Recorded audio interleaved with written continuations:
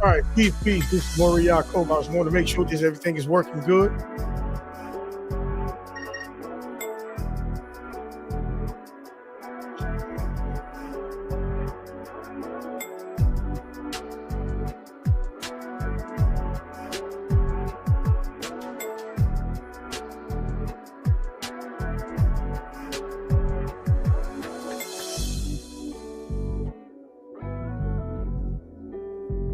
All right, all praises to the Creator. We thank the Creator for bringing us to this lesson tonight on Wednesdays. Like I say, this right here will be going all the way up into Passover. But I'm making adjustments for Passover on this end. So those who study with me, stay tuned. I'll be giving you the insights of what Passover going to be over here. All right. But until then, we're going to go ahead and move forward. Let me go ahead and blow the shofar.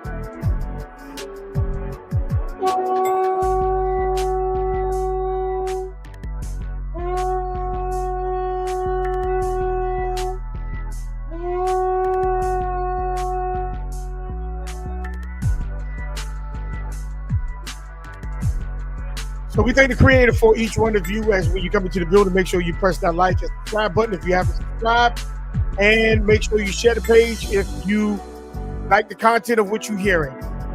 So family, tonight we're going to be talking about being slothful.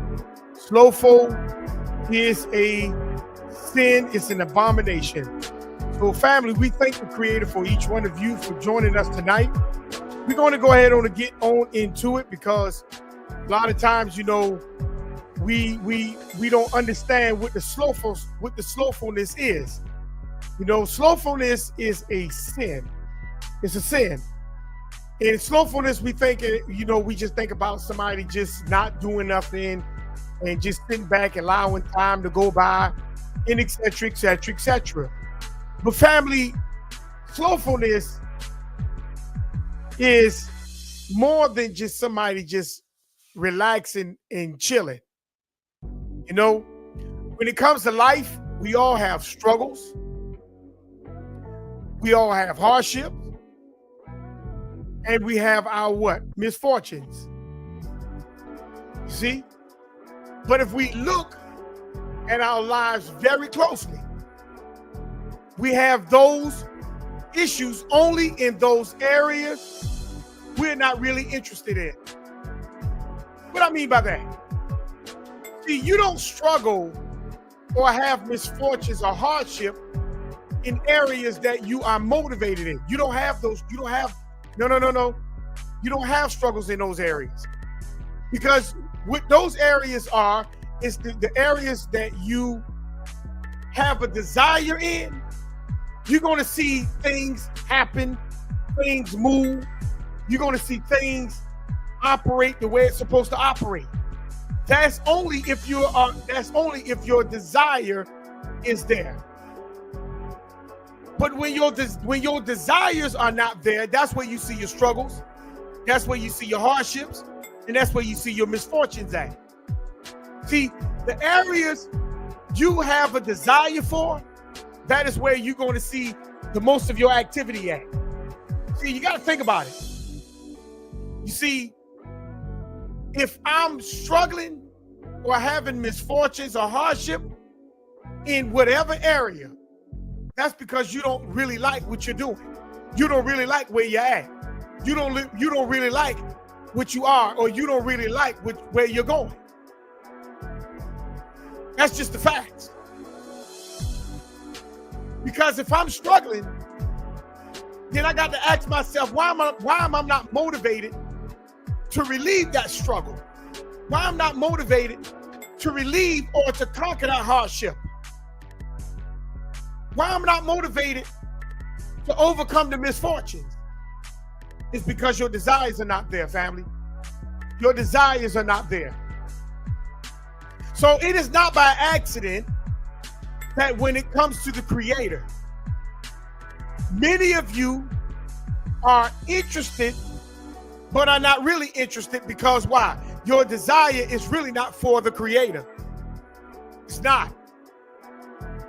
See, a lot of us, we claim we are for the Creator, but really we're not. We're really not for the Creator. And that's the problem.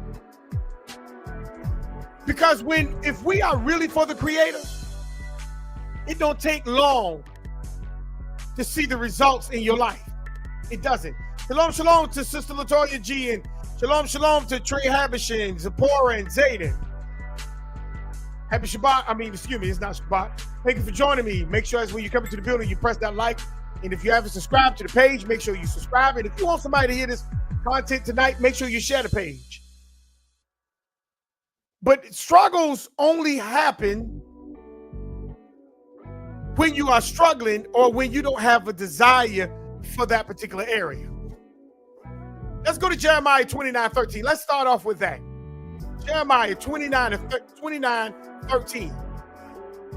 Because see, what I've learned, and I've learned the hard way, see, to live for the Creator is not a comfortable walk. It's not a content walk. See, I can't get content and become comfortable. This is an ongoing process. And see, what happens is a lot of people get comfortable and a lot of people get content in where they're at. And then when they see things moving past them,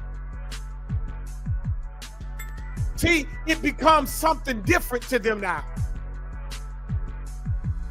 So let's look at what Jeremiah 29:13 says.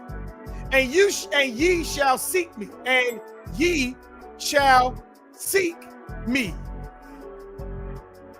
That's an ongoing process. That's not whenever I feel like it, or when things get bad, I want to seek the Creator. No. This is an ongoing process. And ye shall seek me. See? This is an ongoing process. See, a lot of people, they'll seek the Creator and stop. Then when things going good, they'll seek the Creator and stop. When things going bad, see, they'll seek Him when things going bad. But when things going good, they're not seeking the Creator. But Jeremiah 29:13 says, and ye shall seek me. Seek. You're going to look for me. You're going to search for me. Not a 1 day, 2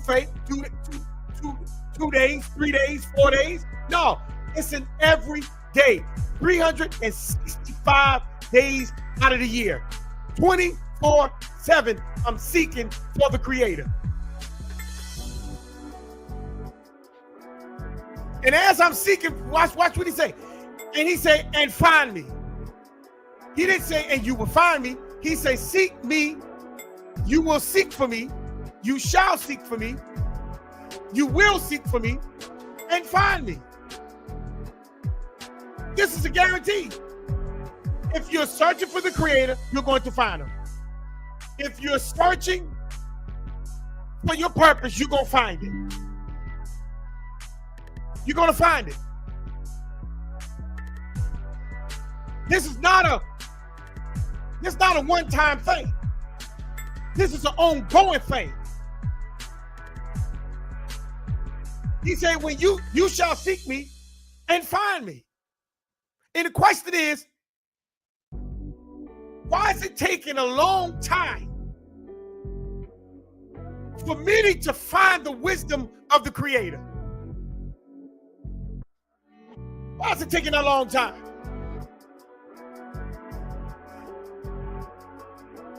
For many people to find the wisdom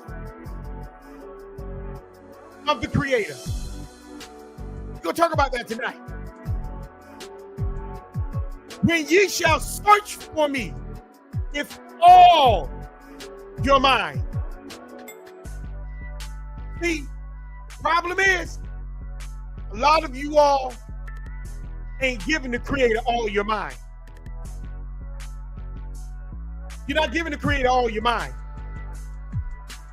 You're only giving the Creator what you feel you ought to give Him, what you think you ought to give Him. But you're not giving Him. He didn't say you pick what part of the mind or pick what emotion or whatever. No, no, no, no. He said, when you shall search for me with all your heart, with everything about you, everything. See, this is the reason why a lot of us are struggling.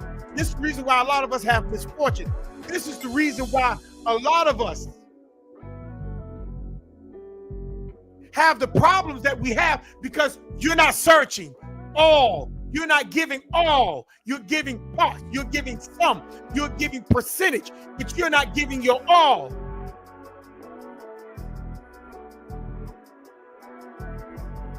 You're not giving your all.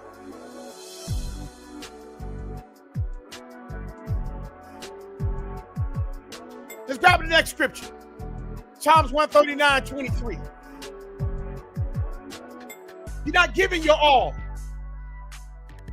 because you're not going to find the Creator unless you're giving it your all. This is something that you got to want. This is something that you got to need.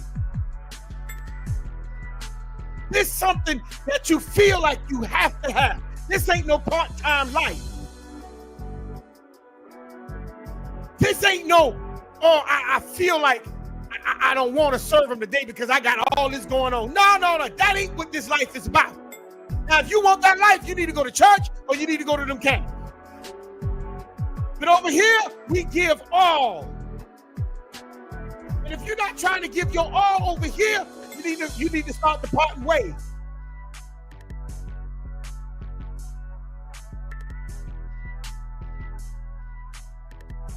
Shalom, shalom to Sister Shamar in Emory. Thank you for joining me.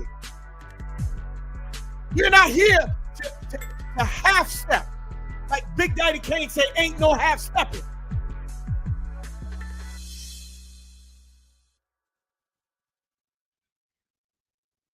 So Psalms 139:23.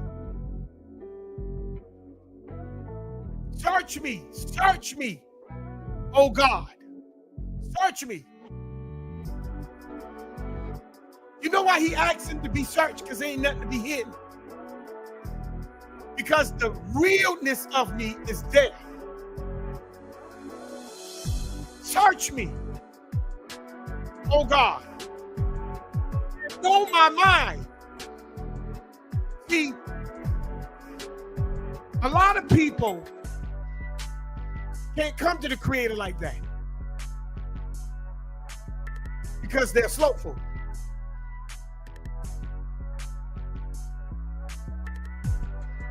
We're going to talk about where the slothfulness comes from. A lot of people are lazy when it comes to searching for the Creator.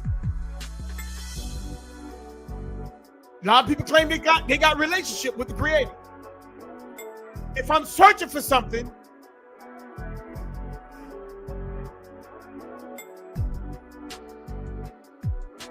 then when do I have time to search for other things?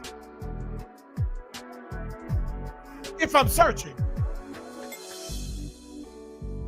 Try me. Try me. You know when you ask the Creator to try you? You asking the Creator to trust you. Give me something to do.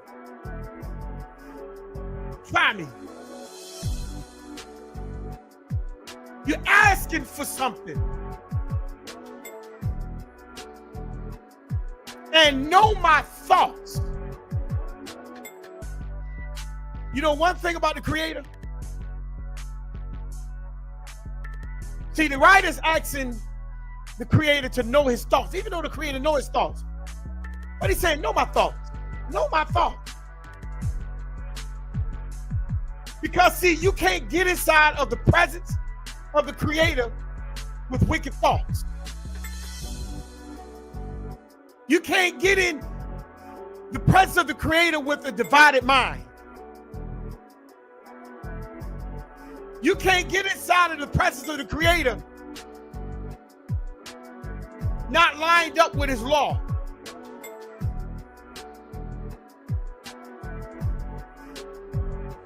So he's asking the Creator to try him. Allow him to be, see if I'm lined up with him.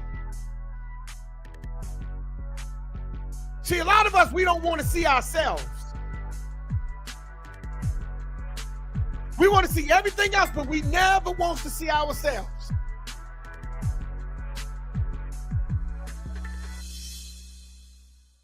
Let's go to Psalms 27 and 8. Then we're going to rock and roll. Psalms 27 and 8.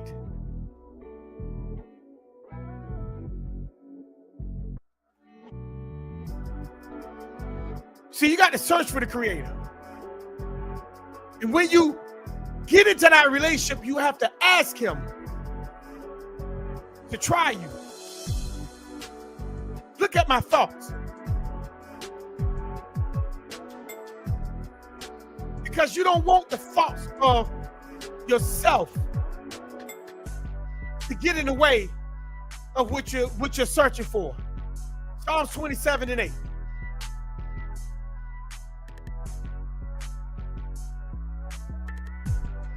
When thou said, seek my face,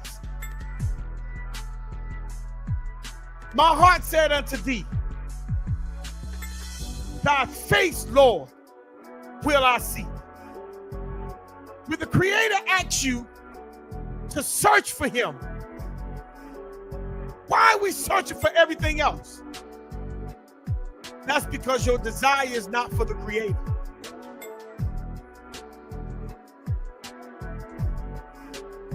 And I'm going to prove it.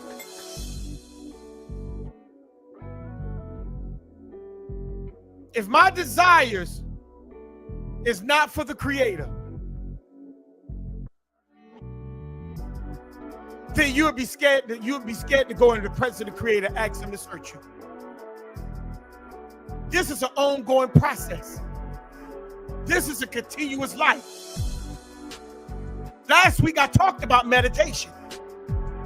And if I'm searching for the wisdom, the Bible told you to wear out the doorstep of the wise men, of the wise elders, and the intelligent men who has the knowledge.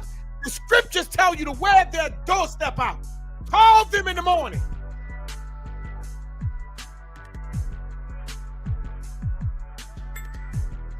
But how many people call the wise men or the elders? How many people do that? Let's talk about this. Proverbs 19 and 15. And I'm going to go back because a brother had texted me today on Facebook and told me that slothfulness is not a set-apart lesson. And I hope you're listening, brother.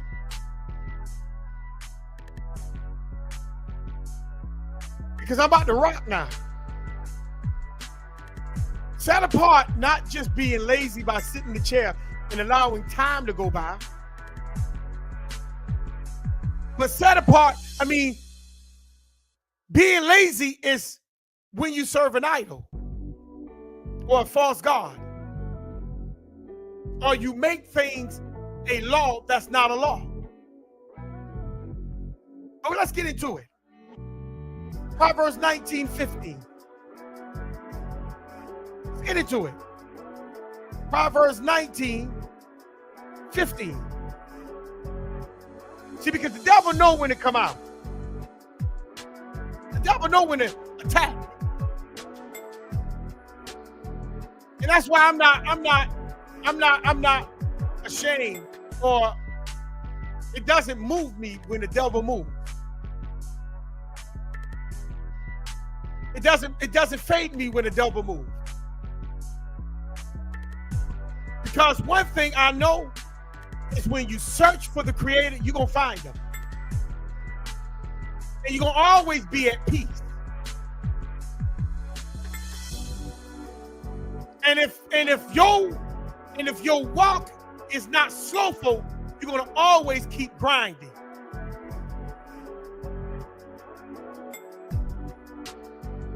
Proverbs 19, verse 15. Slothfulness casts into a deep sleep. Let's stop right there. Slothfulness casts into a deep sleep. So when you're lazy, when you're not moving into your purpose, when you are dragging your foot at the things you're supposed to be doing for the Creator, you want me to tell you why? Because you're sleeping. You are in a deep sleep. You're not seeking the face of the Creator. You're not. Let's get into some more scriptures. Sister Latoya G said, Ecclesiastes 6 and 9. That is the sight of the eyes than the wandering of the desire. This is also vanity and what? Vexation of spirit. Your desires and spirit are the same. See,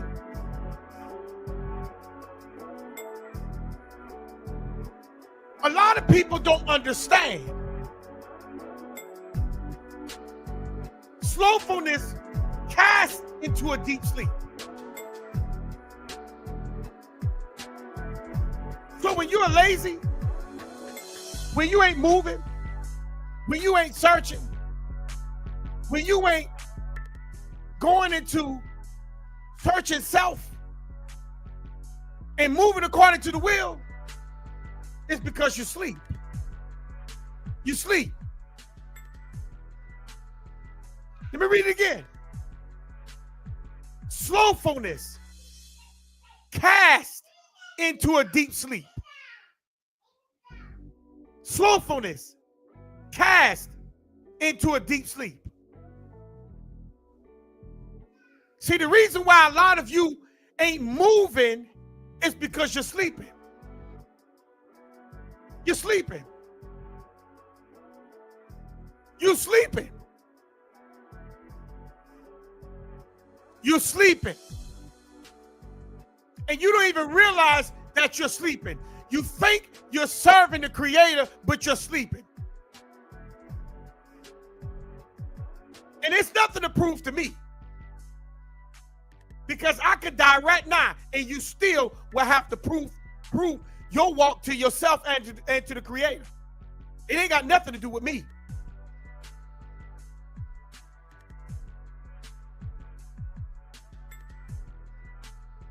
Your walk, your desires, and your purpose belongs only to you. And it's either if you're going to fulfill it or not.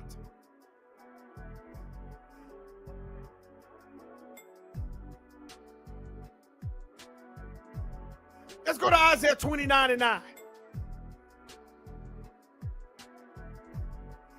Slothfulness causes deep sleep.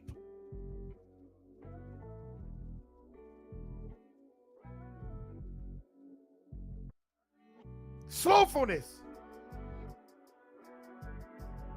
causes deep sleep.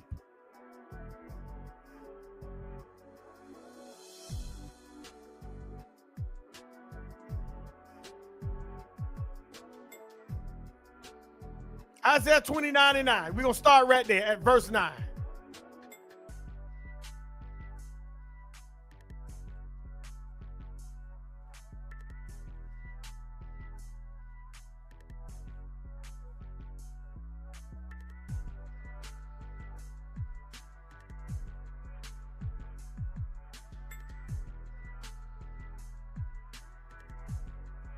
Stay yourself and wander.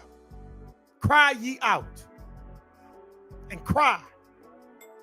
They are drunken, but not with wine. They stagger, but not with strong drink. Well, what's going on here?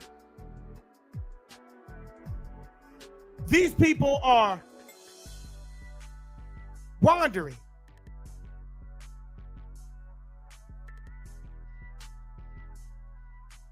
They wander. Meaning they don't have no way to go.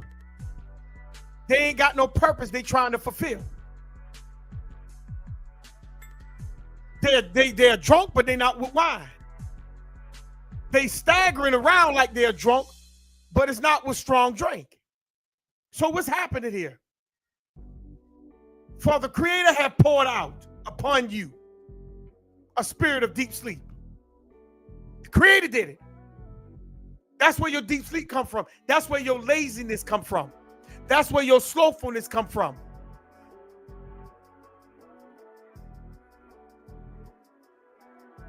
The Creator put it upon you.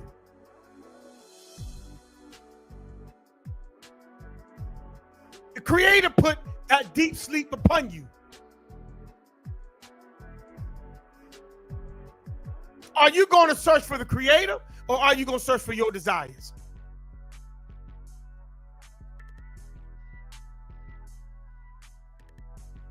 Are you trying to wake up, or are you trying to stay asleep?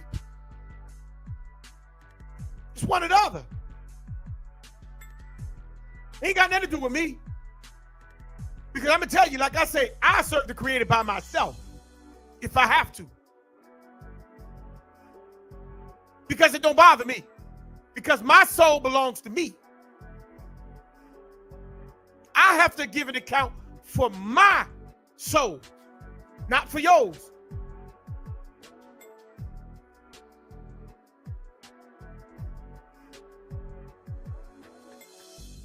The Creator has poured out a deep sleep and has closed your eyes. Your eyes means knowledge. That's the reason why many of you can't get it. Because Israel has sinned so much that the Creator put a deep sleep upon them. And guess what? It's up. How bad do you want it? For your knowledge, for the knowledge of the Creator to now come back to you. He shut your eyes. He closed them.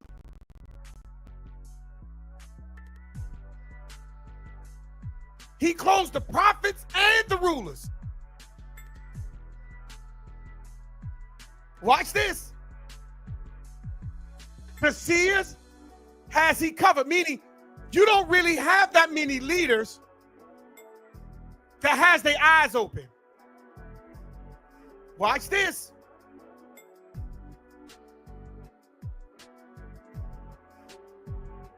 And the vision of all is become unto you as the words of a book that is sealed. So you got a vision. You got a vision. The Creator put a vision. He put a vision right in front of you. But guess what? Many of you still can't get it because it's like a book that is sealed. The Creator can put somebody right in front of you that has a vision, and you still won't see the vision because it's like a book that is sealed, shut. You know why it's sealed, shut? Because you ain't seeking.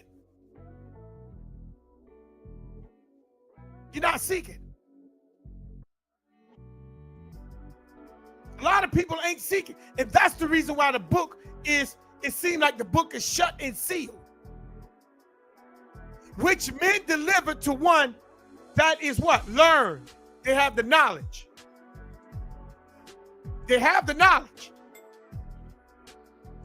Saying, read this. Now, the ones that when they give you the book, they have the knowledge.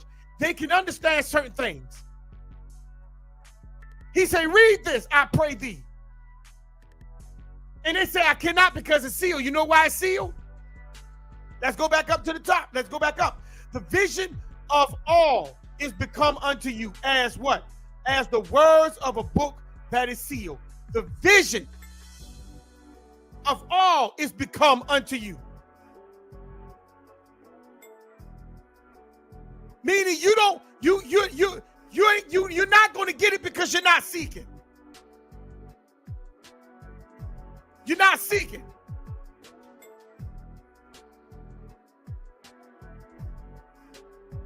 Sister Latoya says Psalm 74 and 9. We see, not our signs. There is no more any prophets, neither is there among us any that knoweth how long. Our people don't even have a spiritual eye to see biblical prophecy in their life. In real life, excuse me, Salakia. And that's the truth.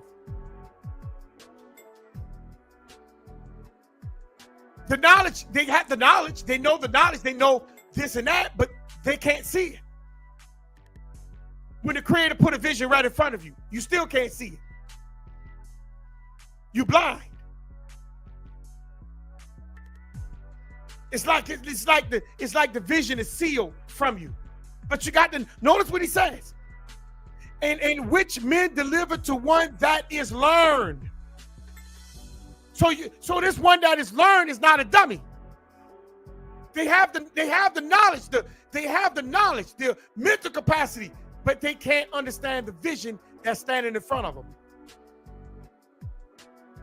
And I'm gonna show you why in a minute, why they can't understand it. Verse 12, and the book is delivered to him that is not learned. Now you're going to the one that's not learned. They're having a hard time getting it. Saying, read this, I pray thee. And he said, I'm not learned. Meaning he didn't even try. One say the book is sealed because the desire wasn't there to open it, to learn, to seek and search for the Creator. And the other one, they just didn't care. They just say, hey, I'm good where I'm at. I'm gonna learn. I'm good. I'm good. 13. Wherefore the Creator said, for as much as this people draw near me with their mouth. See, he hear what you're saying. He hear the words that he hear the things that you're reading. He see the energy of the breath that leaves your body when it comes to your desire versus his desire. He see the energy. And he realized that you love your desires more than you love his desires. He hear the words coming from your mouth. And with their lips, do they honor me? Yeah, I love the Creator. Yeah, I'm serving the Creator. Yeah, I'm living for the Creator. Yeah, I stand for the Creator. With their lips, they do honor me. They talk about me only to a point. They talk for me only to a point. They honor me with their lips, but have removed their mind far from me. Let me ask you a question. You could talk about the Creator. You speak like you have a relationship with the Creator. But why is it that when it comes to the things of the Creator mentally, you don't get it? You're not getting it. You're not understanding it. You're not retaining it. It's like you're pushing it away from you. And they fear towards what? Me is taught by the what? Law of men. They follow what men tell them, but they don't see the law of what the Creator is saying. You don't realize because of that you are in a deep sleep. You're sleeping. And you think you're woke. You think you're woke. Verse 14. Therefore, behold, I will what? Proceed to do a marvelous work among this people, even a marvelous work and a wonder. For the wisdom of their wise men shall perish. See, the wisdom of the wise men shall perish. Their wise men, not the Creator's wise men, but their wise men. See, a lot of people seem to be wise, but they're wise in their own schemes and their desires. but you'll see them perish over time. And the understanding of their what prudent men shall what be hidden, meaning the ones who know how to do things carefully, the right way, they're going to be hidden. You're not going to be able to find them. See, you're not going to be able to find them. And the reason why is because the creator's going to see how bad do you want it. Are you willing to stay asleep? Or are you willing to try to wake up? Surely you're turning things upside down to esteem as the pot of clay. For shall the work say unto that made it, he made me not? Or shall the thing framed say that framed it, he had no understanding? You know, when you tell the creator that, meaning you ignore his vision. That's when you tell the creator, you never made me, because you ignore his vision. You ignore his words. You ignore the call that when the creator called you, you ignore it.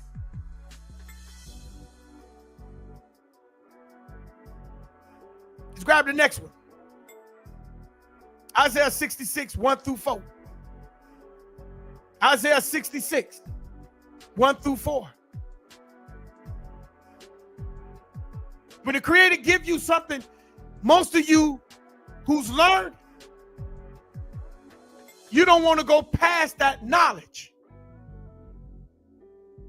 You want to stay just where you at. You become comfortable at the knowledge that you got. But then when he put the vision in front of you, you can't open it. You can't understand it. You say, oh, that's sealed. Meaning, oh, that's not I can't do that. Oh, no, that's not for me. Oh, no, this. You come up with excuses. That's what it means. He said the book is sealed. Those are excuses for not wanting to open the book. And then you got those who the book came to that was unlearned. They just simply say, you know what? I'm good.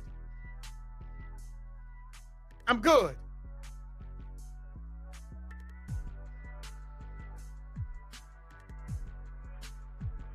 I'm good. Because many of you ain't trying to go past where you're at. You're not. We're just getting started. Let's keep riding. For thus says the Creator, the heaven is my throne, and the earth is my what? Footstool. Where is the house that you build unto me? Jackson, where's the house that you build unto me? Where is it? Where's this house that you built unto me? And where is the place of my rest? When you are seeking the Creator rests in your seeking. Let me say it again. When you are seeking the Creator rests in your seeking.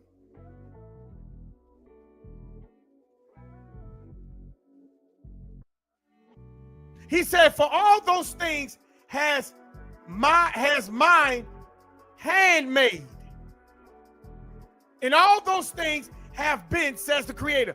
But to this man will I look, even to him that is poor and of a contrite spirit, and tremble at my words. You're talking about somebody that that has a contrite spirit. Their spirit are broken and they tremble at his words.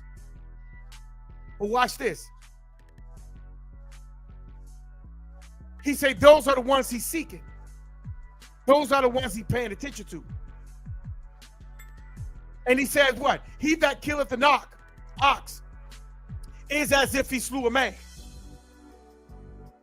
See? Because you don't have no patience for that animal when you kill it. You just kill it. A lot of people, they have that spirit of killing. And they don't have no regards of what kind of chaos it caused. That's what he's saying right here. You kill an ox as if you had killed a man. You slew a man. And he that what? Sacrifices a lamb as if he cut off a dog's neck. You're killing that animal like you killing something that the Creator never wanted.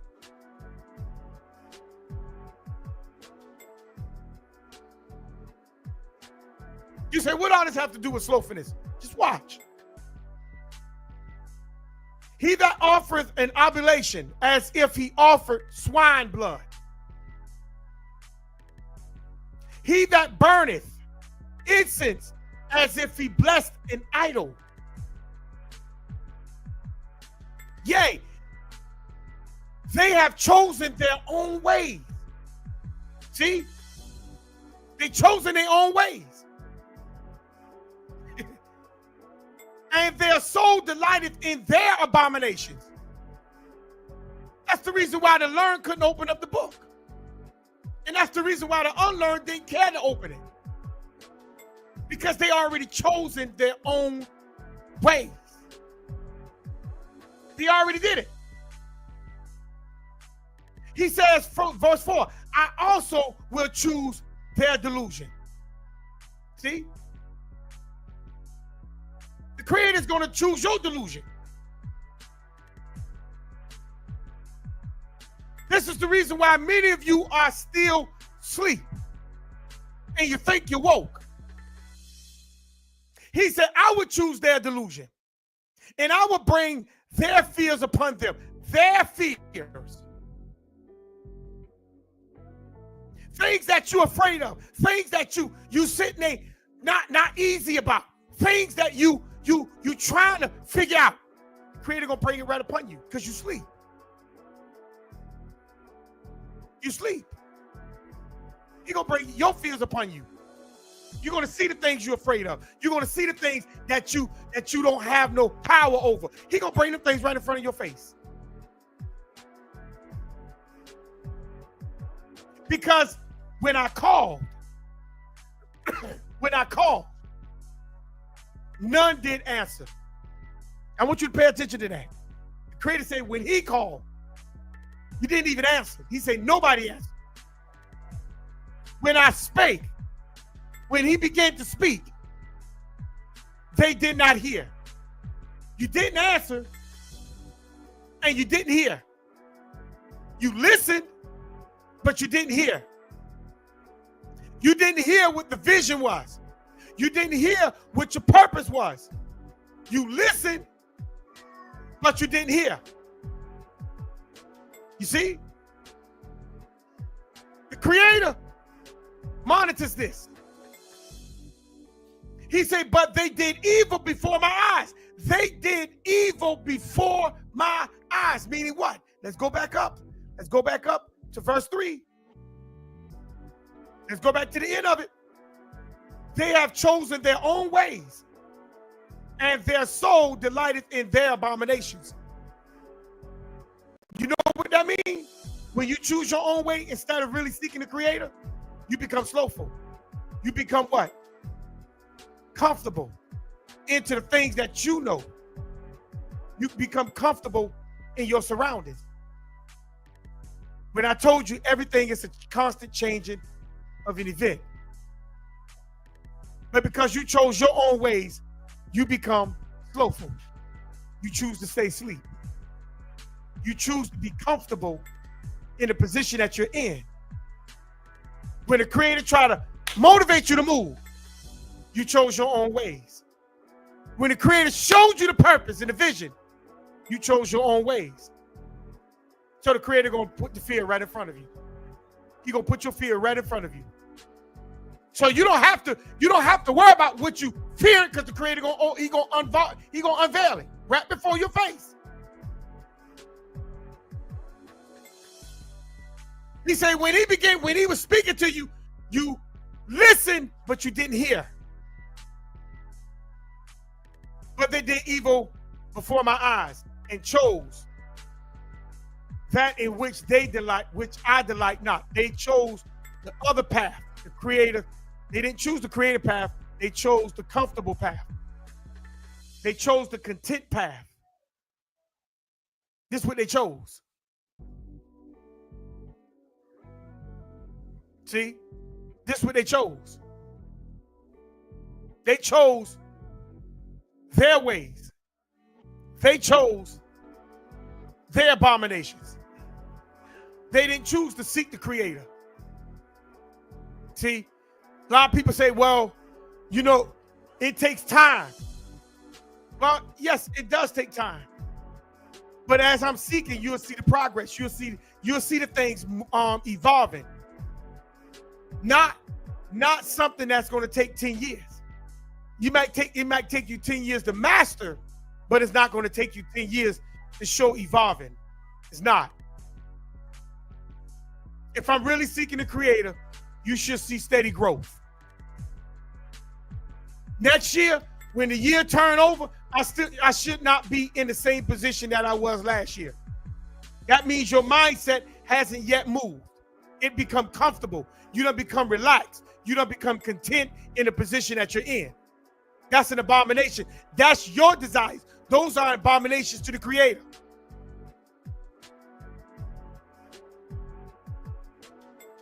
This walk supposed to steady be showing growth, not what we call stagnation.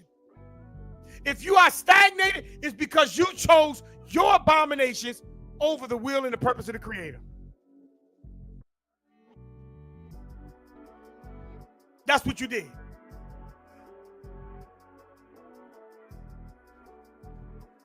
And if the Creator called you and you choose to not move, then the Creator gonna unfold everything in front of you. Your fears, your abominations, He's gonna unfold all that before you. Because you're not trying to seek Him, you're trying to stay where you're at. So you might as well go ahead and eat the fruit of your ways.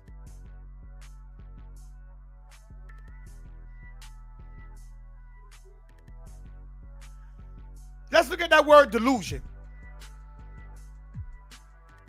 In Isaiah 64, verse 4. Look at that word delusion. That's Hebrew number, the Phoenician Hebrew, 8586. Ta'alu.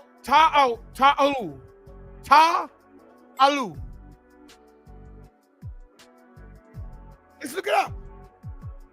Hebrew number 8586.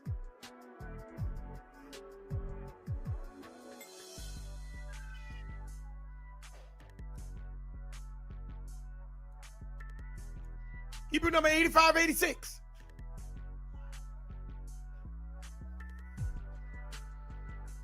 Let's pull it up. Sister Latoya said, Hosea 8 and 12, I have what? Written to him the great things of my law. But they were what? Courted as a strange thing. Meaning they looked at it as a strange thing. His law. See, a lot of people don't realize that they had to become relaxed, comfortable, content in the Creator's will. And once when you become content in the Creator's will, you have no purpose. You become lazy. You become slothful. And what you think will happen when you become slothful? What you think will happen? So let's look at this word slothful.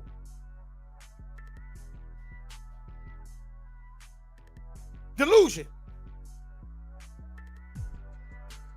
Ta'alim. Ta'alum. Which means deception, trickery, mockery. It also means wantonness. Wantonness. Caprice. You see? What is that wantonness? Let's look that up. He's going to put the wantonness right in front of you. A delusion.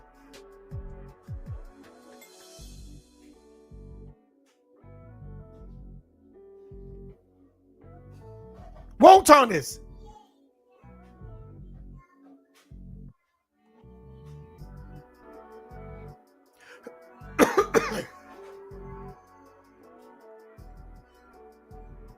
deliberate and unprovoked.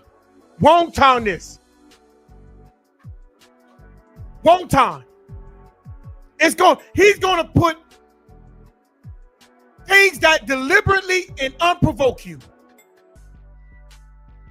This is what he's going to do. Things that deliberate to harm you, and things that unprovoked, that is unprovoked, you're going to pay attention to that. He's going to put all that stuff in front of you.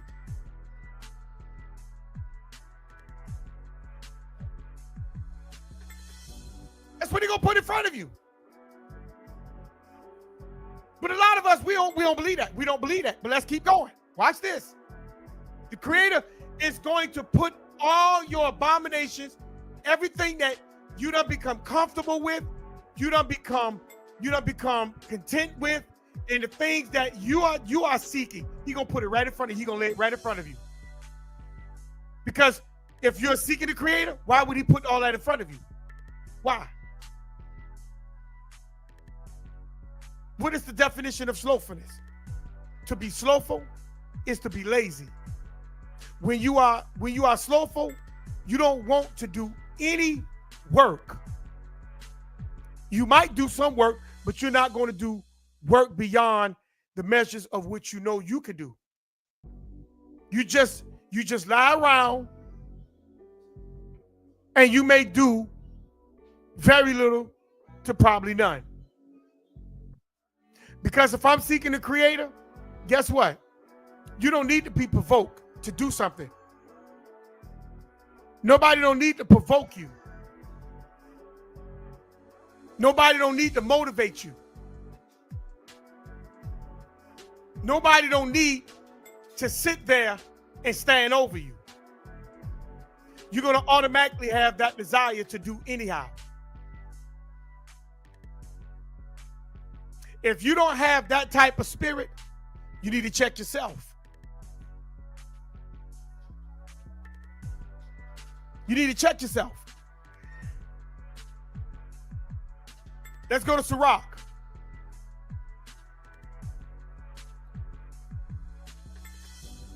Sirach, the 6th chapter.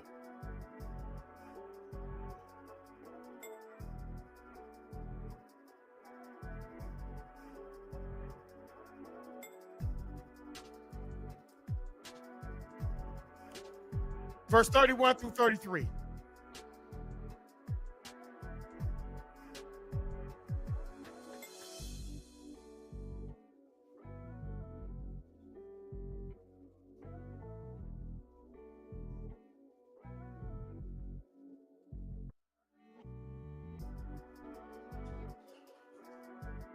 It says, you will wear wisdom like a splendid crown. People know when you got wisdom. They know it. You will wear wisdom like a splendid crown. You will wear it. Verse 32. My child, you can learn it if you want to. See, it's up to you if you want to learn wisdom. If you really want to learn something, you can do it, because it's really up to you of what you want to learn and how much you want to learn. It ain't got nothing to do with anybody else. It always ends up with the person who needs to learn, who wants to learn, and who have to learn. My child, you can learn if you want to. It don't take 10 years or 15 years to learn the same thing over and over and over. If it takes that long, it's because you're not trying to get it.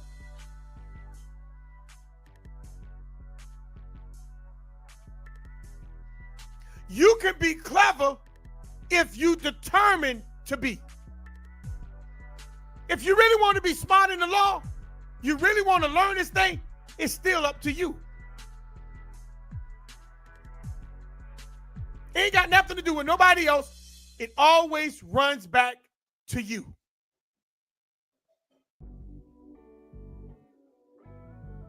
Verse 33, if you are willing to listen, you will learn and become wise.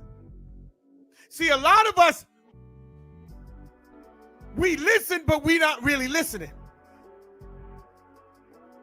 Because you know why we're really not listening? Because we have our own desires that we really trying to pay attention to.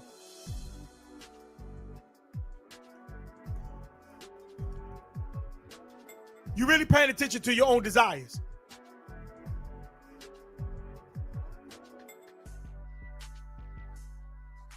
It ain't got nothing to do with the person who's teaching. It has something to do with the people who really wants to learn.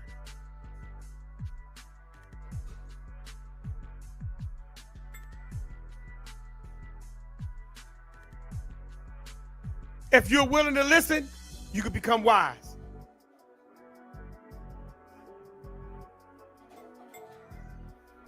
See, a lot of people, they want to be wise, but don't want to listen.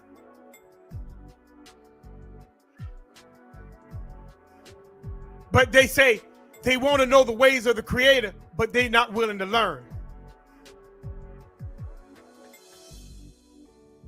Because they're not ready to wake up. Because if they wake up, see, fear is there. They don't know what's in the unknown.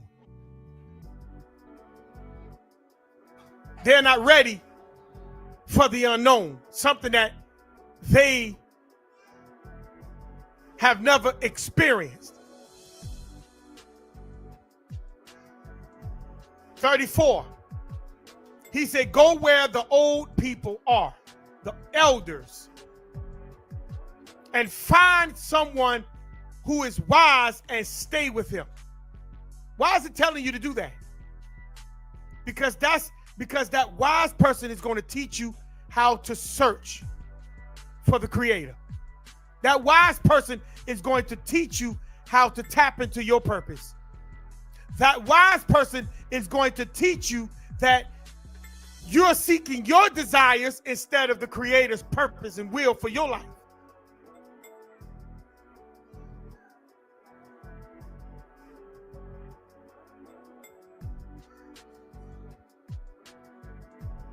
But a lot of people, they run from here to there to there to here, and then they think that they are listening to wisdom, and they're not. The Bible says when you find someone who is wise, stay with him. It didn't tell you to run all over the place. It says stay with him. Now watch this. And it says be ready to listen when wisdom people speak. When wise people speak. Be ready to listen. But you know what? A lot of people ain't ready to listen.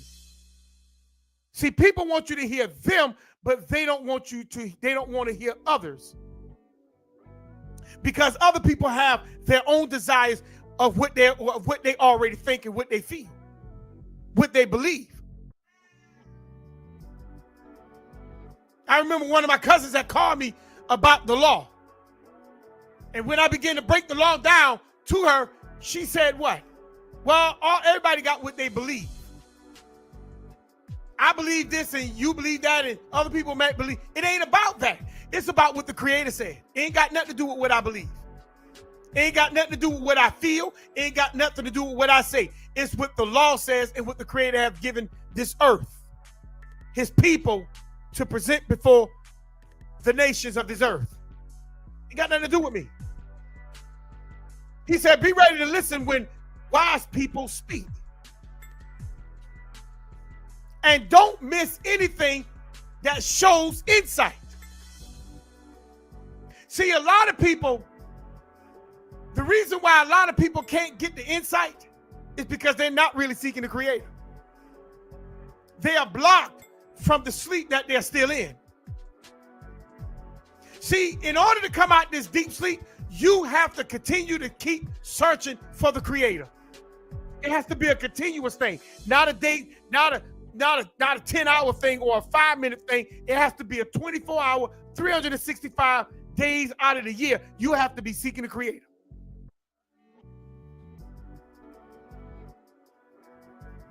And watch this. In verse 36 says, and if you find someone with understanding, get up early to call him, wear out his doorsteps with your visit.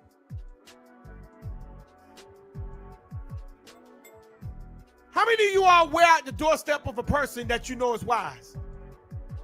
You wear him out. You call him. You wear him out. You talk to him. You wear him out. You ask questions. You wear him out. That's like squeezing the very sponge to get every drip of water out the sponge. How many of you all do that with a wise man that's around you, a wise person around you? How many of y'all do that? You want that knowledge from that wise person. You want that understanding from that wise person. How many of y'all do that? See, this is when you know you're seeking the Creator. When you sit at the wise men's feet and you squeeze that knowledge and that wisdom out of that person.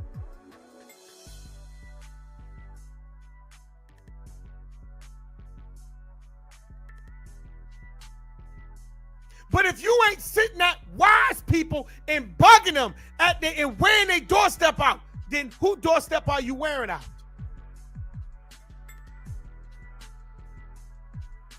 What are you seeking? What are you seeking?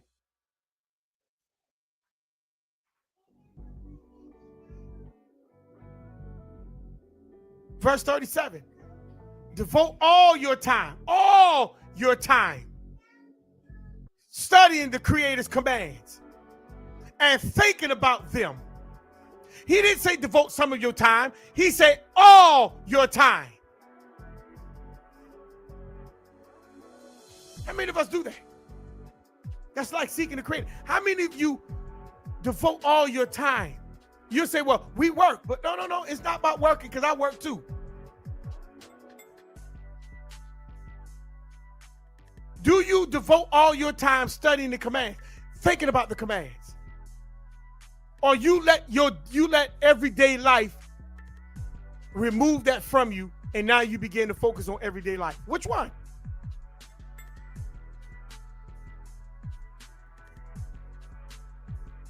Because when you do that, look what the next line says. He will what? He will give you the insight and wisdom you are looking for. He would do that. The Creator would do that if you devote all your time. But if you don't devote all your time, the question now becomes, what are you devoting your time to?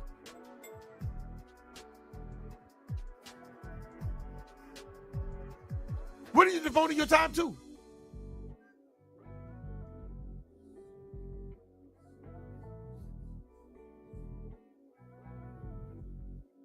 You have to display, motivate, and you have to begin to show teaching. If you display what you're seeking, searching for, that should motivate you. And it should begin to allow you to start teaching what you are motivated in. How many of you all, when you're up around people because you were searching for the Creator, it motivated you? You begin to display, not putting on no fringes and not doing that. I'm talking about you display the attitude, the very foundation of what you claim you're in. How many of y'all display that? How many people that you hang around know that you celebrate the law? You serve only one God. How many people know that about you? It's celebrating the Creator, celebrating and worshiping and praising this one God. Does it motivate you? Are you teaching others about it? Or do you have your mouth shut?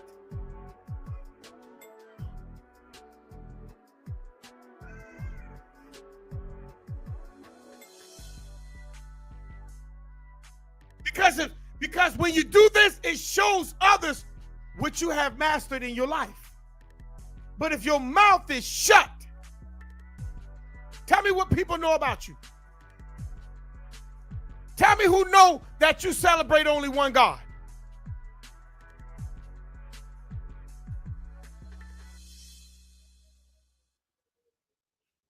Because when you was in the church, they knew you believed in Jesus, but now you celebrating the one God. Do they know that you only celebrate this one God, or your mouth shut?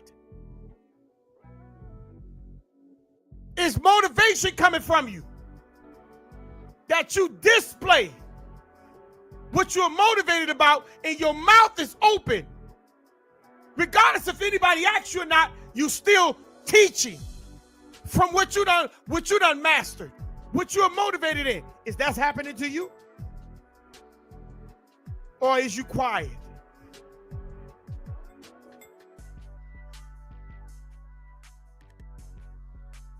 It's up to you to learn.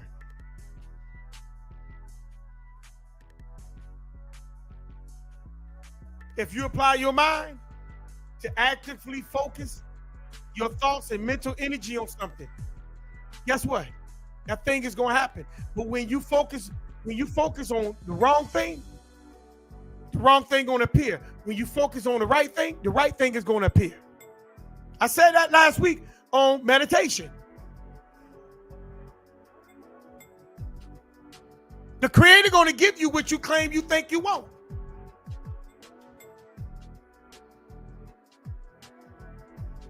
But if I focus my thought on the right thing, I'm going to chase the right thing. The right thing is going to appear. And that's going to teach me how to be prudent. What is prudent? To be wise and careful in what my actions and my decisions. I'm going to be careful about it. Not cunning about it. I'm going to be careful about my decisions and my actions, because that's producing prudence. And see, people will notice that. So if you're not seeing yourself moving, growing, and learning, or being motivated, it is because you're not interested. You're not interested in this. You're interested in something else.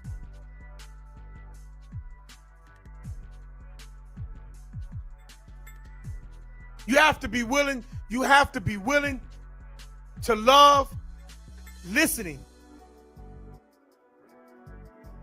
You have to incline your ear. And what incline means, to listen attentively, attentively, and receptively. That's becoming, that's a verb. Become is a verb.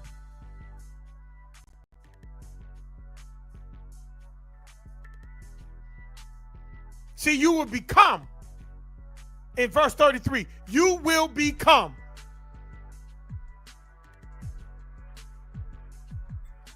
But see, a lot of us, we don't become comfortable.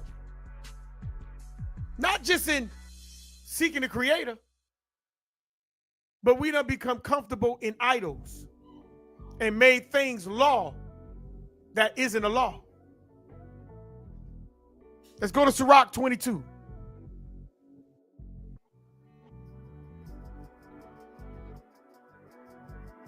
See, a lot of people ain't trying to sit around people that has wisdom.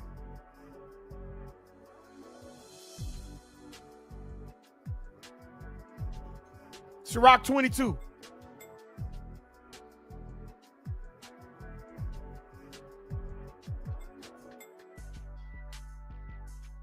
Sirach 22, verse 1 and 2.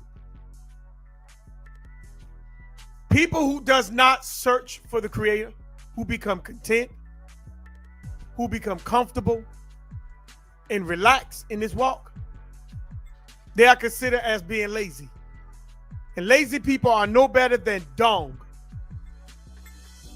Or in another word, lazy people are no better than shit.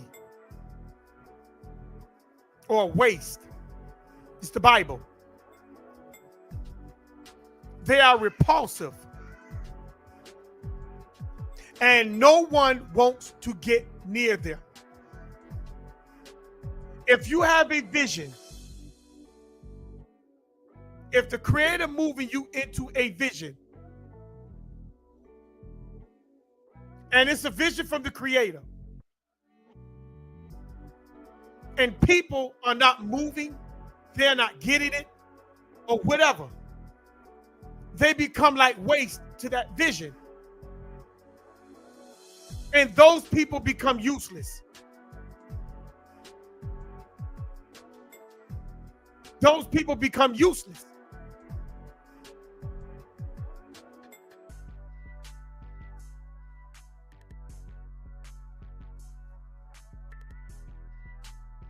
They become useless. It's like when he gave you that book, they can't, it's unsealed. They say it's sealed. Because really, they didn't really want to look in it. So if you're not trying to seek the Creator, what is the purpose for you? You're like waste. And what happens to waste? It comes out of the body. There's no purpose for you.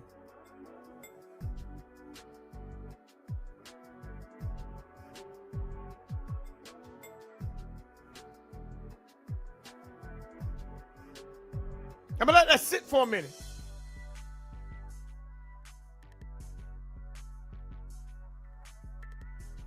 Waste have no purpose in the body. Only thing it does, it affects the body.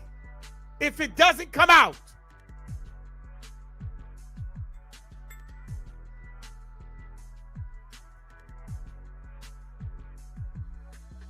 So being lazy is no better than dung.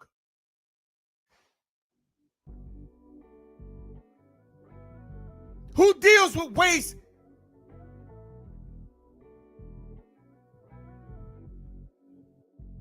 Who like dealing with waste? The Creator don't.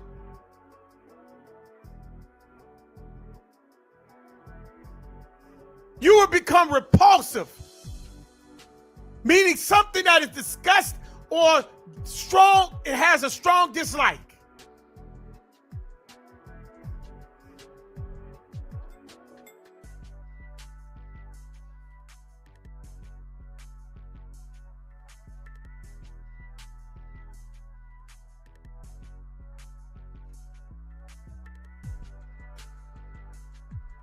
That's why when I used to be at a job,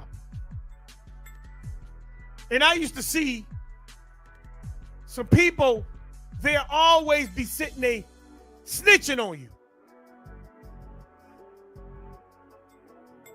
And nobody at the job wanted to deal with that person, but the management loved that person. And I was always trying to figure out, well, why everybody never wanted to deal with this person but management? Because they were doing the job for management. But to all the other workers, that person was like waste. Nobody wanted to even deal with him because there was no trust there. They knew sooner or later he gonna run back and tell everything.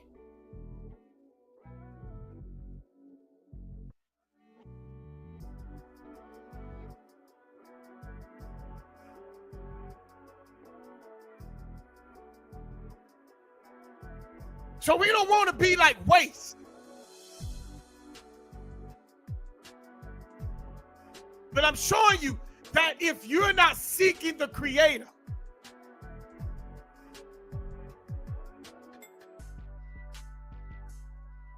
you're just like waste.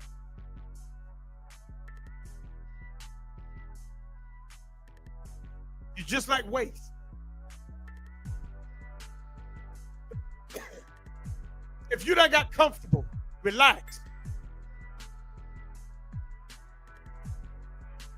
and you're not searching for the Creator, and you done got content, you done become like waste in the body. And sooner or later, the body will push you out. Because it has no need for the waste.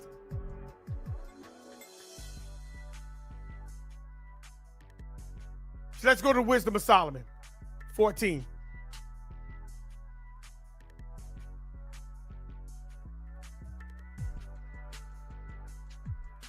See, when the brother had texted me on Facebook today,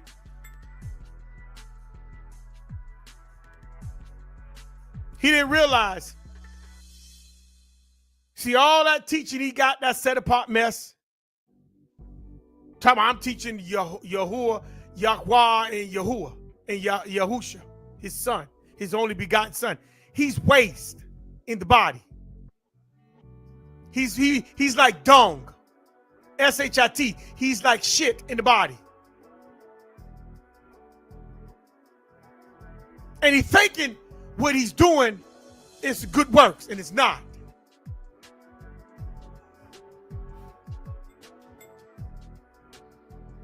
So let's ride with us. Wisdom of Solomon, the 14th chapter, verse 7. Starting at verse 7.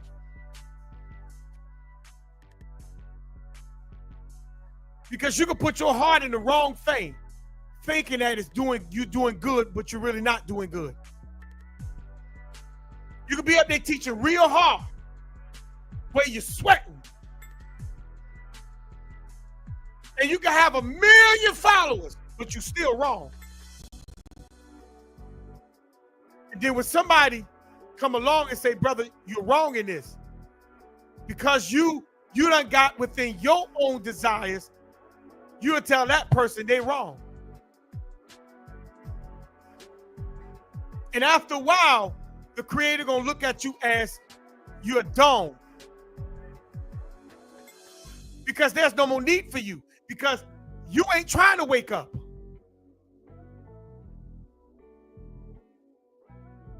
So he gonna allow your delusions to be sitting right there. See, your desires is that you want to have a bunch of people, he gonna give you a bunch of people. Your desires is that you want to be popular, he gonna make you popular. Your desires is that you want to make it look like you got it going on, he gonna make you have it going on. He's gonna present everything in front of you, and all that stuff that he present in your delusion is he presented to kill you, take you down, to allow everything that you desire to put you in your grave.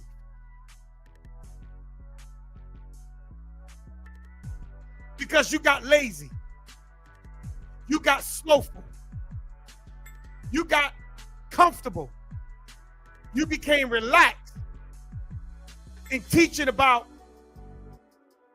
a son of God, an idol, teaching people to search and to accept that idol. Because you think that's the right thing to do. You, watch this, because how many of you all learned the history about Jesus, Yahusha or Yahawashai? And how many of y'all realize that there was controversy about this guy, but you still teach this guy?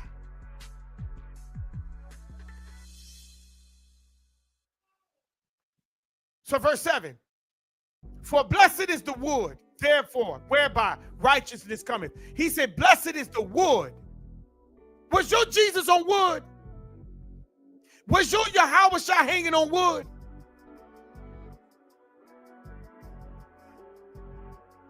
He said, blessed is the wood whereby righteousness cometh.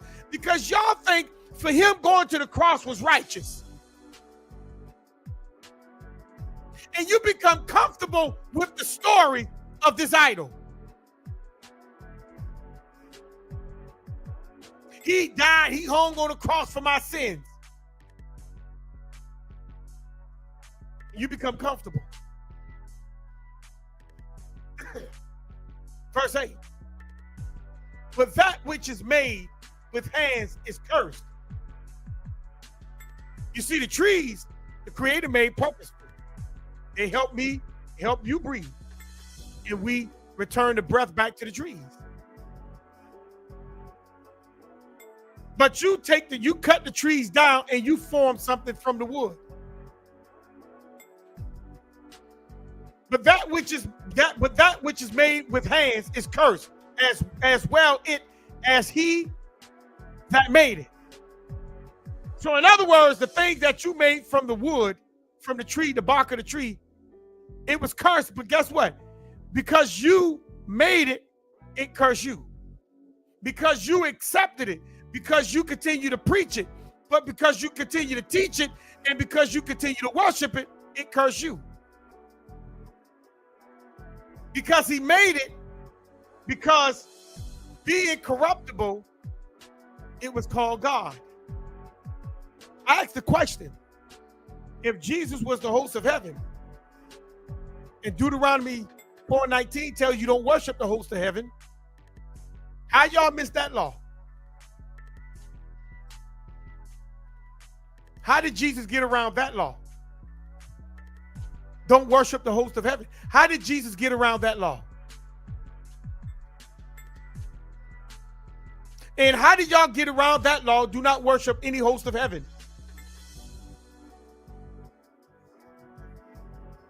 And y'all become comfortable with this guy. How did y'all get around that law? Do not make any graven images of any of the likeness of a man or a female.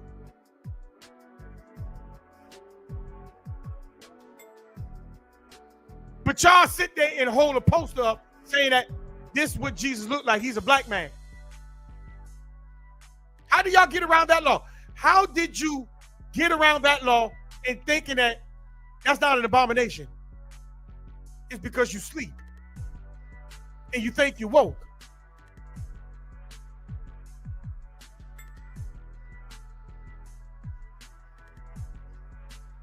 Y'all say, oh, it's YHWH, Yahweh, Yahweh, Yahuwah. Then you put it on drawings and you put it all over the place. That's a graven image. Because you are making that the image of the creator. You saying that that's his name. That is a graven image.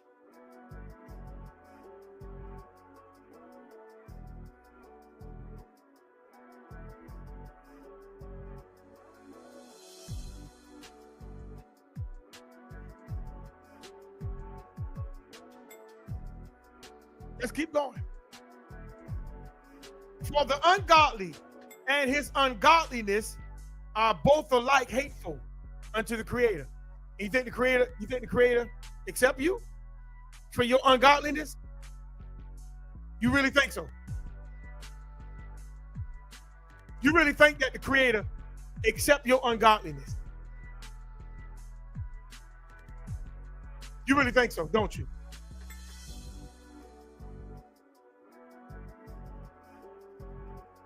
See, when you are slothful, in whatever which way you are slothful in, the Creator look at your slothfulness and judge you the same as your slothfulness. The Creator hate both you and your slothfulness. Verse 10, for that which is made shall be punished together with him that made it. So now here's the thing. You may not have made that image, but you made that image in your mind. You produced that thought in your mind. So now you begin to worship that thought of your mind. See, better yet on the poster, better yet in the church, but you put that same image in your mind and you begin to worship it and you don't go past that image. And then you try to put the Creator alongside that image.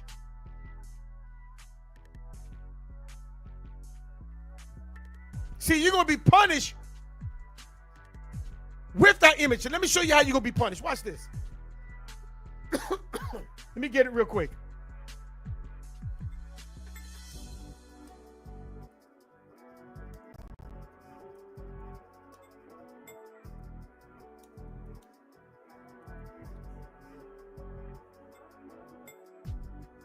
Let's go to Jeremiah 10 and 11.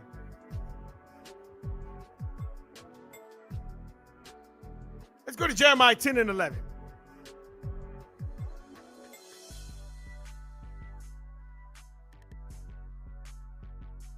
This is how you're going to be punished. Because the gods that you create or that was created and you're visualizing that in your mind, see, those gods going to be destroyed. Jeremiah 10 and 11. It says, thus you shall say to them, the gods that have not made the heavens and the earth shall perish from the earth and from under these heavens. So if those gods going to perish from underneath the heavens, and you've been imagining those gods, you've been comfortable with those gods, you've been relaxed with those gods, you became content worshiping those gods, what do you think gonna happen to you? What do you think gonna happen to you?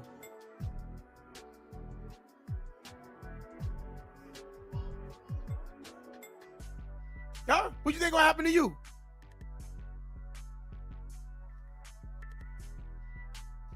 Verse 11. Therefore, even upon the idols of the Gentiles shall there be a visitation. The Creator gonna visit those gods. And if you're worshiping the Gentiles' God,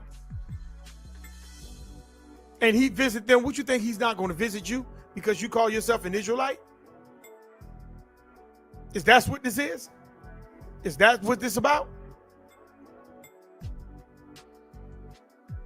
Because in the what? In the creature of God, they are become an abomination. Those idols that y'all are worshiping became an abomination to the Creator. A stumbling block to the souls of men. Because most of you who preach this Jesus thing, Jesus said, I was given all powers in the heavens and in the earth. But you can't show me who gave him power in the heavens. But y'all still preach this guy.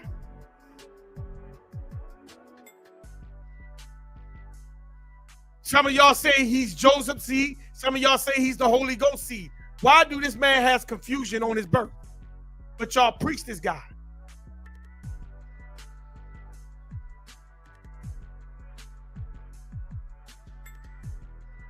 And a snare to the feet of the unwise.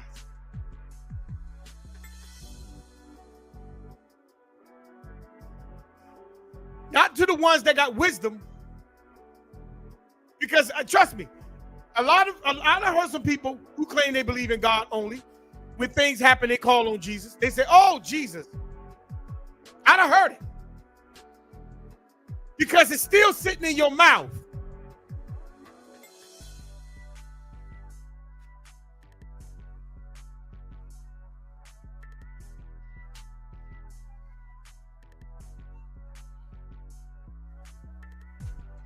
Verse 12. For the devising of idols was the beginning of spiritual fornication. See, the devising of idols. Is Jesus an idol? Has Jesus made you comfortable in life thinking that he's going to take away your sins? And you'll say, nah, he don't take away my sins. Then what is the purpose for him then?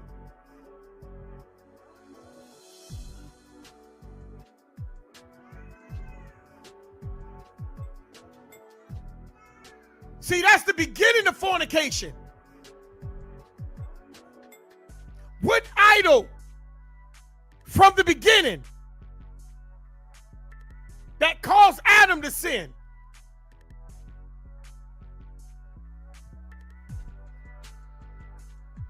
What was the idol?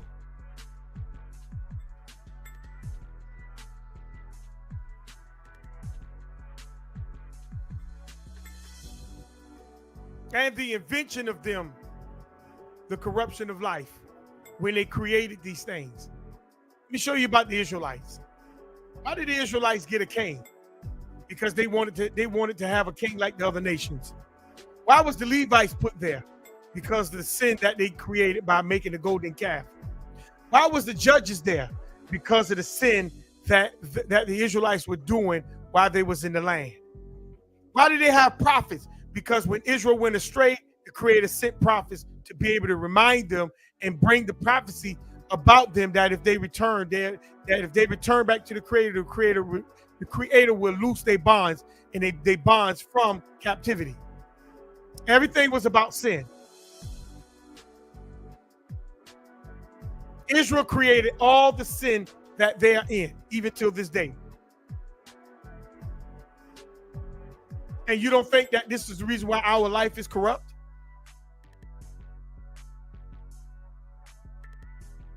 Where did this Jesus come from? Y'all say he was there from the beginning, but he's a creation. If he was, that makes him the host of heaven. You don't think that that's corrupting your life? Why you have to wait for this man to come back to do what he said, or to do what they said that they claim the prophets had prophesied that this guy was supposed to do? Why you have to wait for him to come back? Do you not see that you're serving an idol?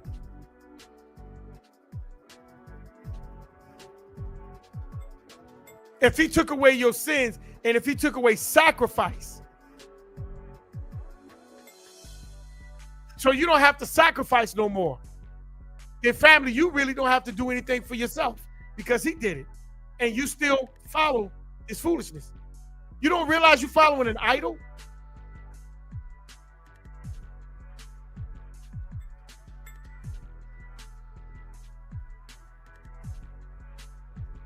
Verse 13, for neither were they formed from the beginning.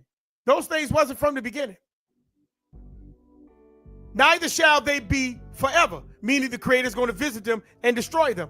Corruption with idols was not there from the beginning. So if corruption was not there from the beginning, then how do you get the corruption or the confusion with the Son of God? If it was not there from the beginning, how do you get the confusion then?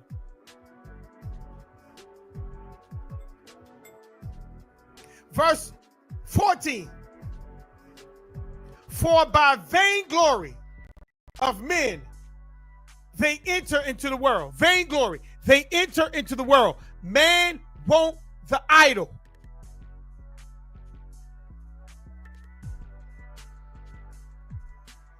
See, man want to be lazy. That's what happened with the Israelites when they made the golden calf. They became lazy.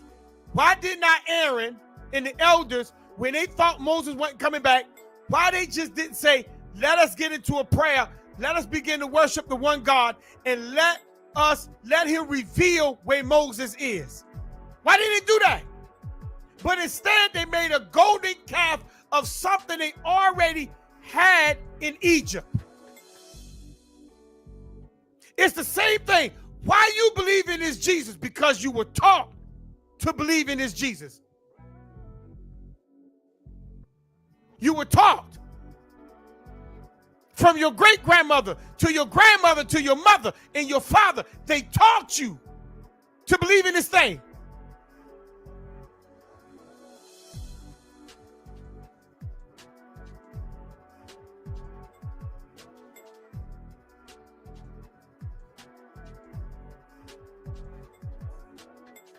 It was by vainglory they entered into the world. Vainglory. People wanted to exploit their God. And they created them. What their God looked like. They created him. And they began to put this God in front of the people. Vainglory. They enter the world. And therefore, they shall surely, they come shortly to an end. For the Father afflicted with ultimate mourning when he had made an image of his child soon taken away. Now honored him as a God. When the child was taken away, and the people now began to honor this child. The Father began to now honor the child as a God. You know how some of you, when somebody died, you put them on a t-shirt? When somebody died, you have the candlelight visual. You make this person a God now. When this person died, you preach him into heaven. This is what y'all do. Y'all made him a God. You preach him right into heaven. Don't let him be in good standards in the organization. He's automatically going to heaven. Which was then a dead man. And delivered to those that were what? Under him, ceremonies and sacrifices. This is what y'all do. When Jesus supposed to have died, what happened? They cried. They went to the upper room, and they supposed to have what? Prayed And that's when it's supposed to that's when the Holy Ghost supposed that came, right? Candlelight visuals and sacrifices, ceremonies.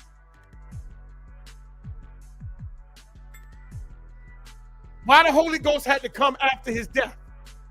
Why the Holy Ghost didn't come when he was alive? Why they had to all go into the upper room? Because they was afraid of what was taking place.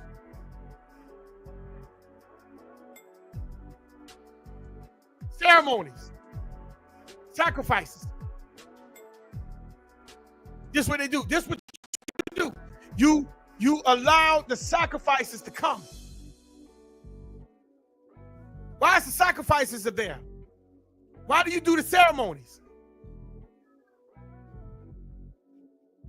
A lot of you'll say, you'll have commune. And you'll say, as much as you do this in remembrance of me. Of who? Why do I take wine and bread and do it in the remembrance of Jesus? Because he's the symbol of you eating an animal. And you still follow this. Sacrifices and ceremonies. You still follow this.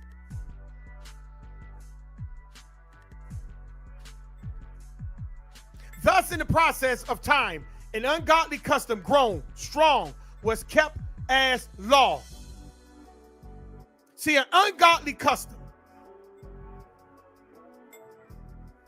Where did Jesus get by serving bread and wine and telling people to do it in the remembrance of him? Where is that in the law? But y'all sit there and you give people wine and say, as long as you do this in remembrance of Jesus. Where you see that in the law? But y'all still serve this guy.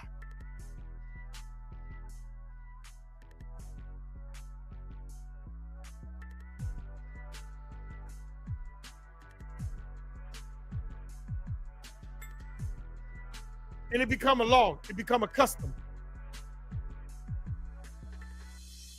Y'all grow over time. You end up doing things and you make it a law. Get up and go to church every Sunday. You go to Shabbat every Saturday. It becomes a custom. And you make it as if it's law. Now, pay attention to what I'm about to say. Because you do it ritually. But a lot of you who keep the Shabbat ain't seeking the Creator for wisdom. Because if you did, you would not be searching for Jesus. You will not be in these camps searching and worshiping Yahweh, Yahushua, or Jesus, whatever you want to call him.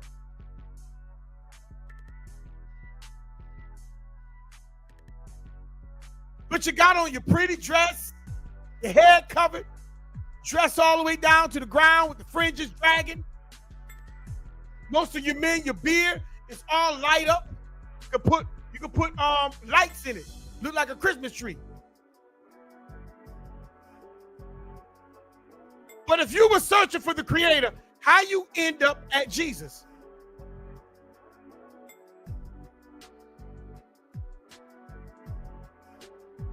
And said he was your perfect sacrifice.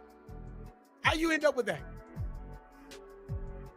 Thus, in the process of time, an ungodly custom grown strong was kept as law. A custom. The custom was believing in Jesus. That's a custom. And it became a law in your life. And that's the reason why you haven't yet let it go. You don't become relaxed with an idol. You have become content with an idol. You have become comfortable with an idol. And it became a law in your life to serve him, to worship him, to call on him, because that's what you were taught. And it became a custom in your life.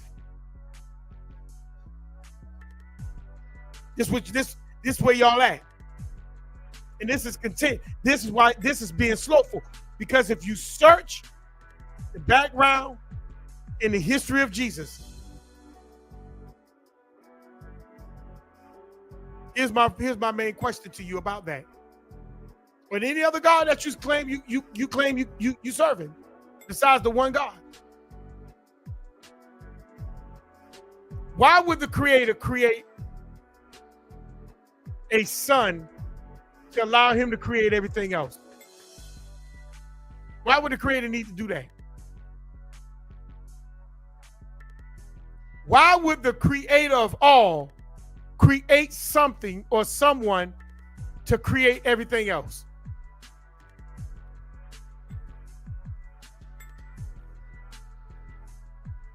Then why would the Creator be called the Creator if your Yahushua did all the creation? I want you to think about that. Let that marinate.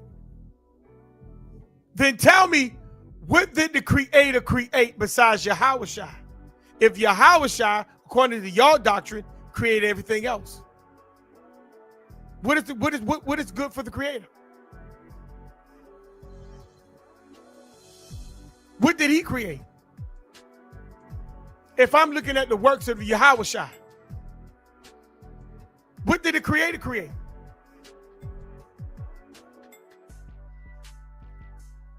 Thus, in the process of time, an ungodly custom, grown strong, was kept as law. What did the Creator create if all he created was Yahushua? And then Yahushua created everything else. What did the Creator create?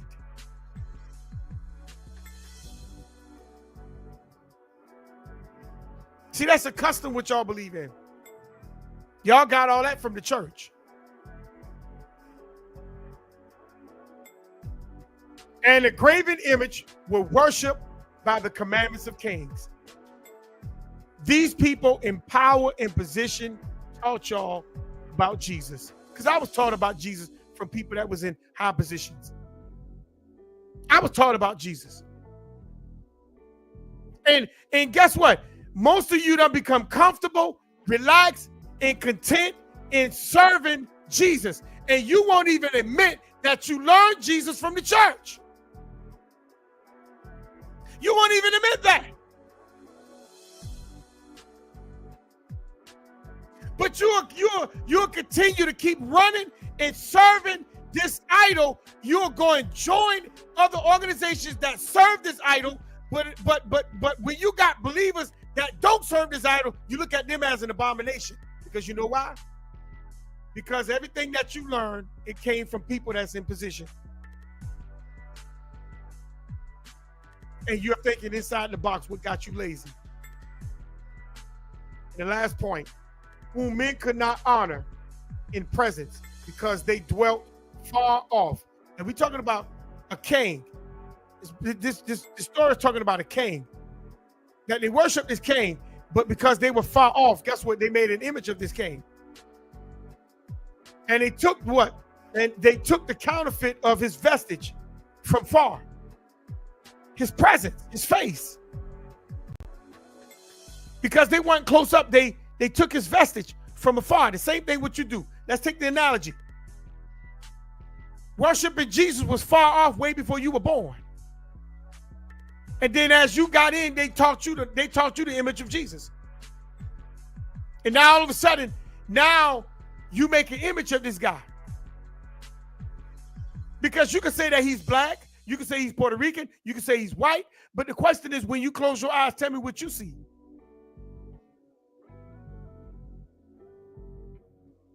Tell me what you see. And made an express image of a king whom they what? Honor. You made an express image of this king. Because many of you say, well, I don't believe in what them camps got on the corner, on the poster. But tell me what you see when you close your eyes, when you claim you believe in his only begotten son. What do his son look like to you? Tell me what his son look like to you. Tell me. When you close your eyes, what you see? Peekaboo, what you see? Do you see that white man? Or do you see that black man? Which one you see?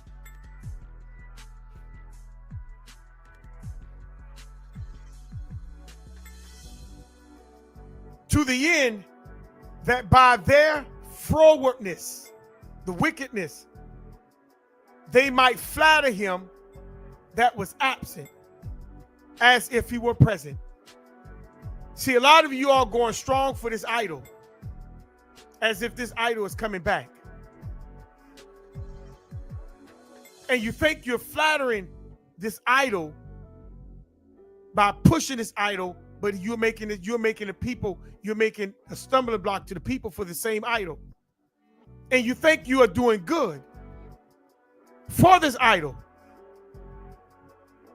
That's why y'all have the little letters on your forehead, on the scarf. You put it up on your billboard, your websites, your garments. The One West Camps got them on the poster board. The churches got them all hanging up in the building. The Catholic Church got them on these little signs, these little cross signs. They got them all over. Go to Columbia, it's a big old statue of him standing up with his arms wide open. Go to Ohio, Notre Dame and all that. You'll see it. Customs became law. But you don't believe it. And you think you're flattering him by pushing his doctrine on the people. Also, a singular diligence of an author did help to set up forward the ignorance to more superstition. For he peradventure willing to please one in authority, force all his skills to make the resemblance of the best fashion. This guy who's good at drawing, who's good at fashioning, created a sculpture, created a drawing, created a necklace. And what did they do? They resemblance the best fashion. They put it right in front of your face.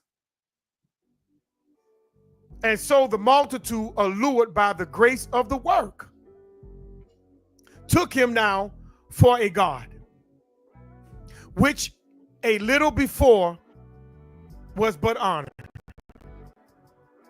See, the multitude came in, and what they say on the poster boards, this is what Christ looked like. He's black. You have him. What Kanye West say? The Jesus piece.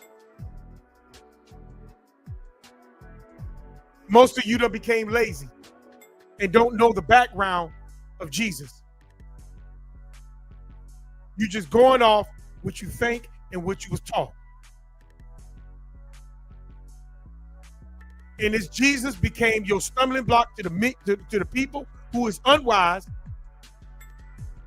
because they don't know. They're not going to do the research on this Jesus. They're not going to do they're not going to do the background of why you got this picture or this poster or this Jesus piece. They're not going to be able to know this. They're not going to do the study. They just going to say, I'm just unlearned. But then you have the ones that are learned. They're not going to want to read it. They're going to just say it's sealed.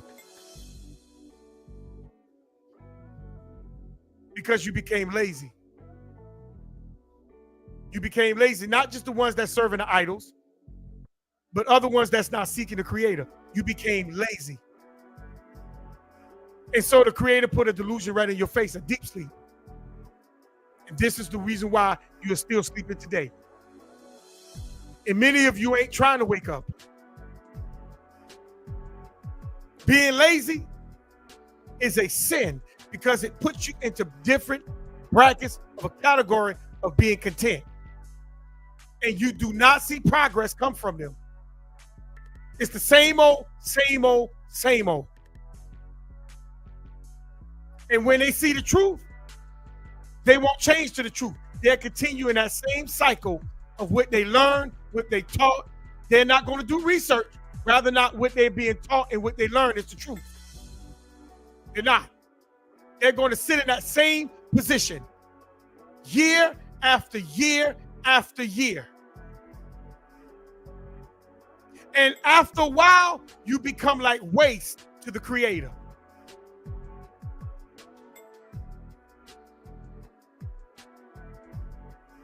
And when you become like waste, nobody wants to deal with you.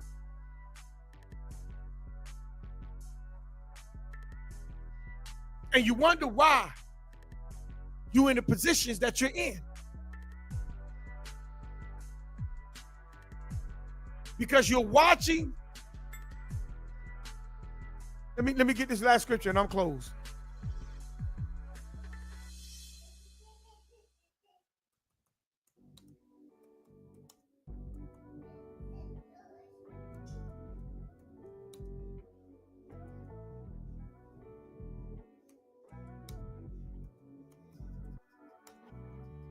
Let's go to Psalms 37. You're watching all this. And this is what you get. This is what you get. And you're seeing all this prosperity going on around you. And you feel like, well, this is what I'm supposed to have. No. No. What you're supposed to have is wisdom. It's not saying that you're not going to have a house or a car or a nice job to survive. But that's not going to be your main goal. Because you know, when I seek the Creator going to make sure he bless me. I'm not going to be without. But I'm sitting there worrying about all this and all that that's going on. People can come and tell you anything and you're going to follow it. The Bible says, Psalms 37:1, fret not thyself because of evildoers, neither be envious against the workers of iniquity. See, people can come and tell you stuff and you're going to sit there and monitor it. You're going to watch it. You're going to want to be a part of it. You know why? Because you are sitting there listening to these people, and these people got you becoming what? Lazy. They got you coming slothful. You ain't prospering the right way. You're prospering the wrong way. You're running after desires and this world, but you're not running after the will of the Creator. For they shall soon be cut down like what? Grass, and wither as the green herb. They're going to perish. But tell me, when you follow them, tell me what's going to happen to you. What's going to happen to you when you follow things that is not of the Creator? Verse 3, turn and trust in the Creator and do good, so shall thou dwell in the land, and verily thou shalt be fed. See, you're going to feed. The Creator's going to take care of you. But the problem is, you can't get comfortable. You have to continue searching. You have to continue seeking. This is a continuous process. 24/7, 365. 7 days. But when you search for the wrong things, the Creator is going to reveal all that before your face. He's going to reveal all that before your face. Because why? To him, you become like waste. You're not searching for him. You're searching for everything else. So we thank the Creator for you joining me tonight. I'll be back next week for repentance. And on Friday night, we're going to get back into Jesus. Jesus became your idol. Jesus became your deep sleep. So in the Creator's will, we thank you for joining me. This is Maury Yacob and ITFTR Network. Shalom.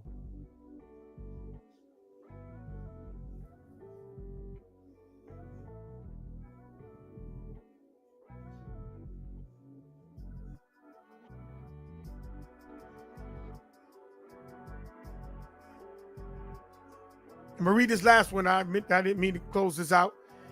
Sister Latoya put up Isaiah 44:3. For I will pour water upon him that is thirsty, and food upon the dry grounds. And I will pour my spirit upon the seed, and my blessing upon thy offspring. Thirsty is the key word. Right, you got to be thirsty. That's correct. You have to be thirsty. And she put up Jeremiah 33:6. Behold, I will bring it health and cure, and I will cure them, and I will what? I will reverend unto them the abundance of peace and truth.